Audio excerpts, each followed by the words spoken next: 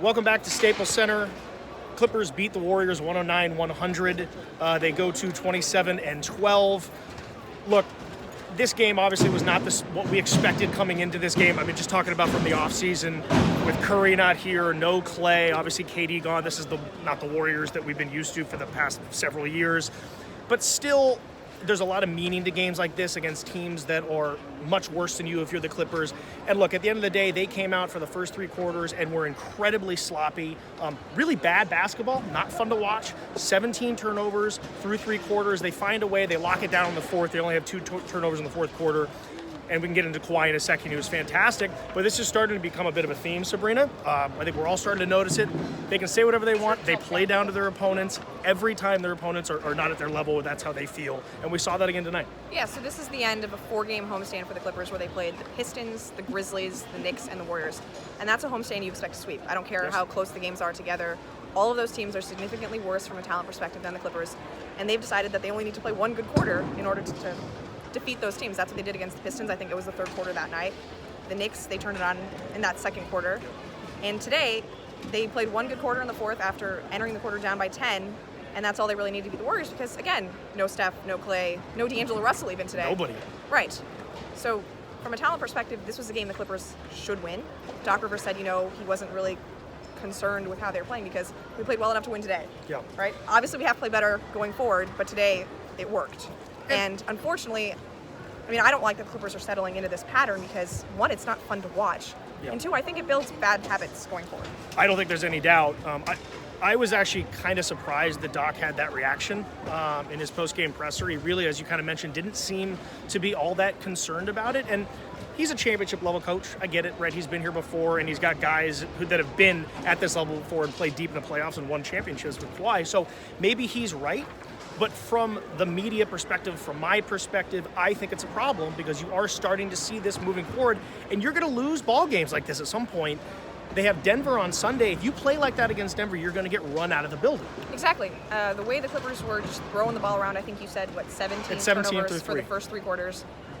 If you do that against a team that has just an inkling more of talent than the Warriors, like, say, the Memphis Grizzlies, that lead starts to feel a lot more comfortable for them. And even if you turn it on, you might not have enough to come back in the fourth quarter. And obviously the Clippers have Kawhi and other teams don't. And Kawhi was ridiculous again today. He was fantastic. Yeah, maybe we should take a little interlude to talk about how good Kawhi Leonard was. We can jump into Kawhi. So Kawhi ended up with 36 tonight on 14 of 25 shooting.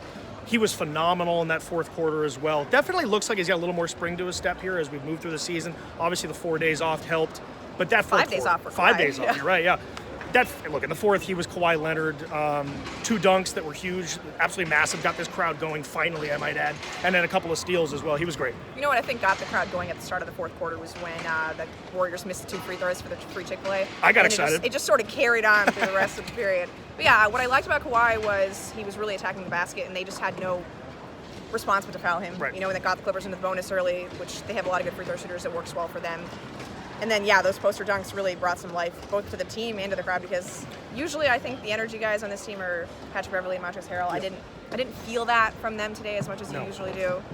Well, Trez didn't do a whole lot until the fourth quarter regardless. Beverley, close to a triple-double. Look, nobody played that great except for Kawhi, and I expect him to do that, right? So that's his job. He's supposedly the best player in the world, and that's what he's getting paid to do. I will say this, the one thing that I do notice about Kawhi more than anything is when he decides it's time to turn it on, it is mostly defensively that gets him going. And then early in that fourth, he had 2 steals, 2 rips that were really kind of turned the tide and that got him going offensively. So yes, he was wonderful, but I'm going to dive right back into what we were doing before. I don't think it's acceptable at any level for them to be playing like this. And I get it, the Clippers are okay with it, I guess. This is a problem that I don't think they're good enough to play this way. And to actually go deep into the playoffs, this is a very good roster. Obviously, it's deep. It's not as good as a roster as I initially thought it was going to be going into this year. Right, and I think we see certain championship quality teams coast during the regular season because they've already done it before. Correct. And the only guy on this team who has done it before is Kawhi Leonard. The rest of the team, like Doc likes to point out, only made it to the playoffs and lost in the first round last year. They didn't accomplish really much of anything. And to have a team that's only been through one round of the playoffs think that they can coast through the regular season, that's, again, I don't think those are the type of habits you want to build. I don't like the fact that they played against a team that was severely overmatched and Kawhi had to play 37 minutes, even if he's coming off of 5 days of rest. Good point. those are not the types of situations the Clippers should be finding themselves in, and they haven't done enough to earn this level of complacency at this point of the season. I think you nailed it. And the difference between this year's team and last year's team is incredibly obvious to those that are around the organization. I mean, I do think they can flip the switch. They still have Pat, they still have Trez, so the core is there, obviously. But last year's team was so fun to watch. The energy was different. There definitely was this underdog mentality. And I do think that they're coasting at the moment. But we'll see on Sunday when they go to Denver. Yeah, I mean, we saw some stretches where they still look like they have that fight in them. Like that start of the fourth quarter was really entertaining. That JaMychal Green, Montrezl Harrell, Lou, Pat, and Kawhi lineup, that was fun. They played hard. They were active in the passing lanes. Like Kawhi got those steals that led to a couple of dunks. Yep. That's the kind of team that I thought the Clippers would be more often this season, and it's just come in more infrequent spurts than I thought it would. I agree. I thought there'd be more scrappier moments like we saw in that fourth. But look, we've been a little negative. They still find a way to win. Clippers beat the very undermanned Golden State Warriors 109-100. They improved to 27-12. Denver on Sunday, so we get to see a little Jokic action. It'll be Right, fun. and Paul George is not traveling with the team to Denver, so We'll see you guys soon. Have a good one.